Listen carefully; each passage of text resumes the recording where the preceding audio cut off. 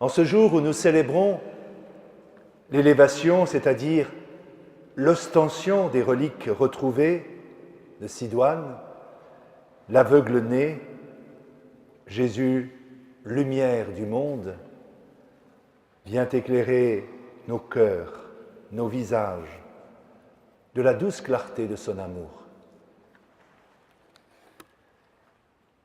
Sortant du temple, Jésus rencontre ce mendiant aveugle de naissance, Sidoine.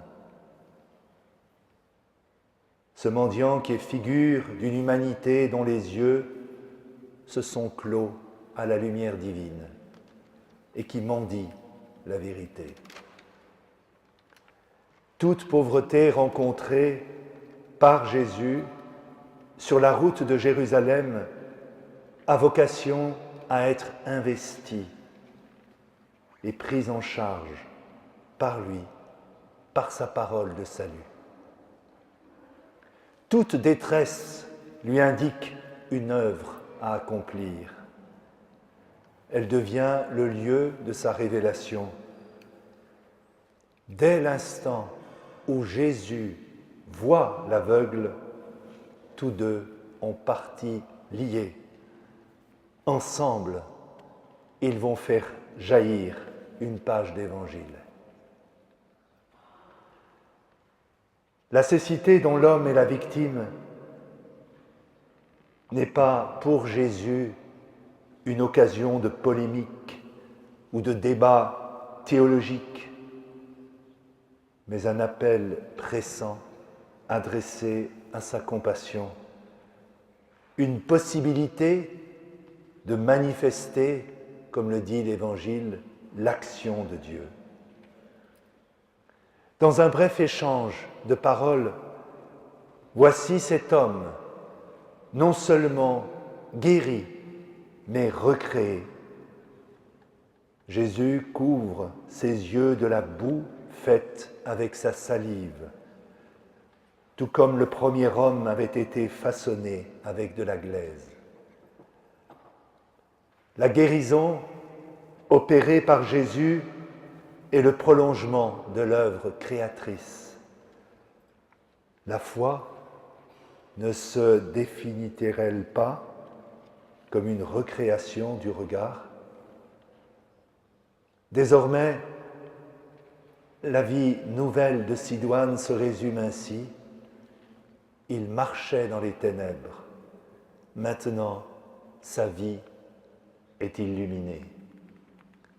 Au début du récit, Jésus avait vu cet homme, tandis que celui-ci en était empêché. Voici que désormais, l'aveugle retrouve la vue, mais à l'instant même où ses yeux se dessillent au sortir de la piscine, Jésus a disparu de la scène. Commence alors dans la vie de cet homme une transformation intérieure à partir de la guérison physique.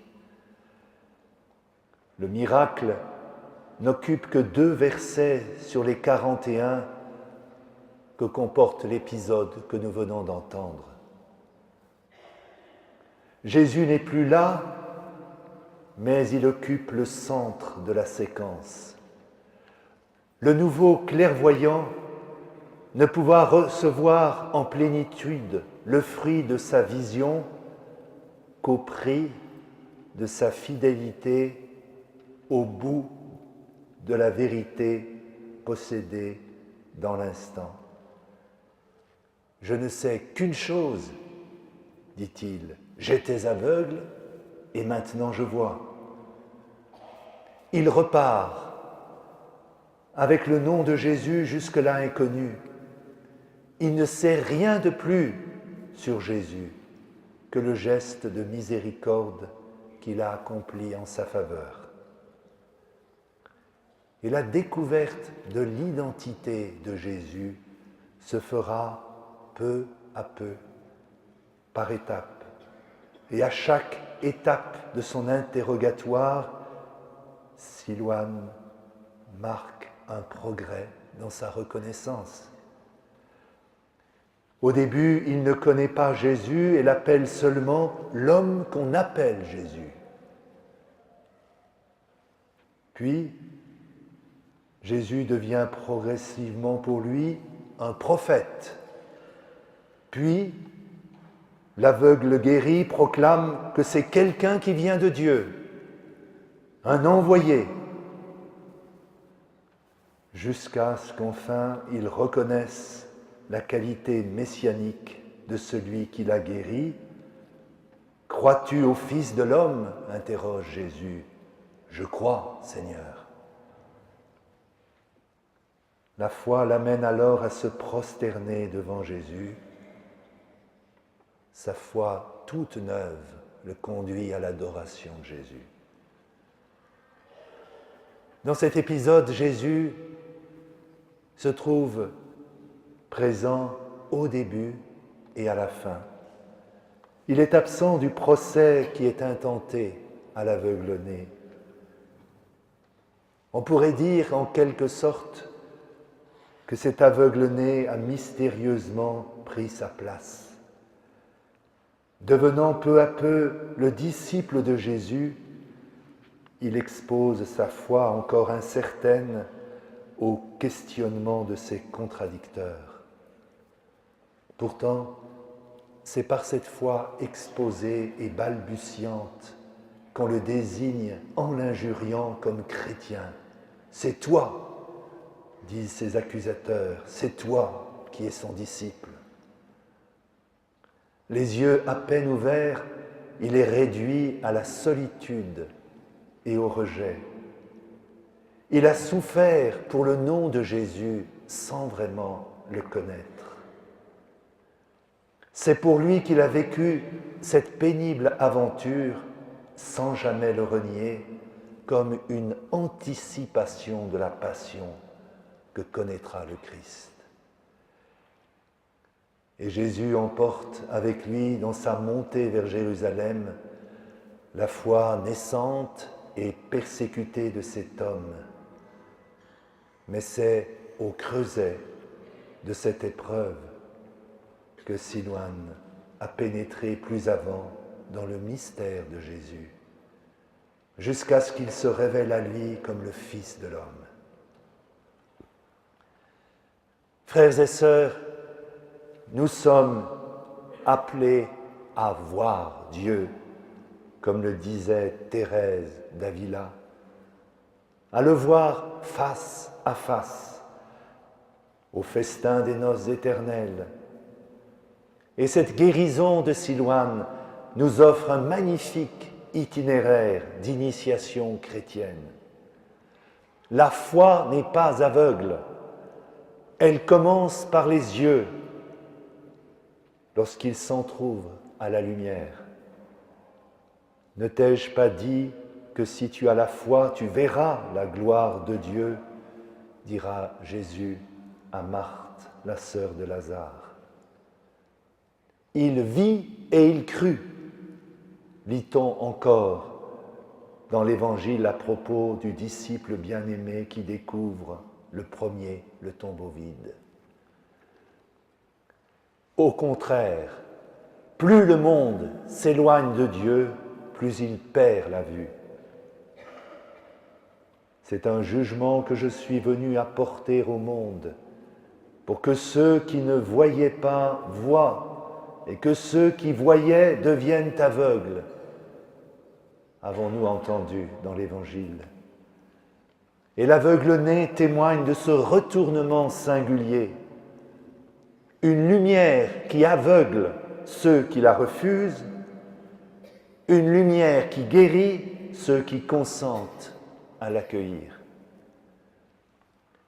Le chrétien assume une vocation, celle de veilleur, un veilleur qui apprend à voir au cœur de la nuit, avec un regard né d'en haut, un regard théologal qui considère les personnes et les événements à partir de ce que Dieu veut en eux et par eux accomplir. Un regard excentré qui voit les choses à partir de Dieu. Et ce passage par Dieu change tout. Le chrétien comprend qu'il ne peut en rester à ce que le monde dit de lui-même, à ce que l'observation médiatique permet de connaître et d'appréhender. Il lui faut tourner les yeux vers Dieu pour regarder le monde avec les yeux d'un être qui perçoit la profondeur cachée, le mystère de ce que l'on observe plus simplement à la surface, mais qu'on contemple en profondeur. La foi non seulement regarde Jésus, mais elle regarde du point de vue de Jésus, avec les yeux de Jésus. Elle est, comme le dira le pape François, une participation à sa façon de voir. Être chrétien, ce n'est pas briller à l'avant-scène de l'histoire, mais se tenir en retrait et laisser la lumière du Christ traverser notre vie afin que cette même lumière se réfracte tout alentour. Ce que tu veux allumer chez les autres, disait saint Augustin, doit d'abord brûler en toi. Demandons au Seigneur, par l'intercession de Marie-Madeleine et de Sidoine, de déposer en nos vies le feu ardent de l'amour du Christ. Demandons au Seigneur de devenir ses vrais témoins, humbles, joyeux, lumineux, et que la sainteté du Christ rayonne en nous et à travers nous.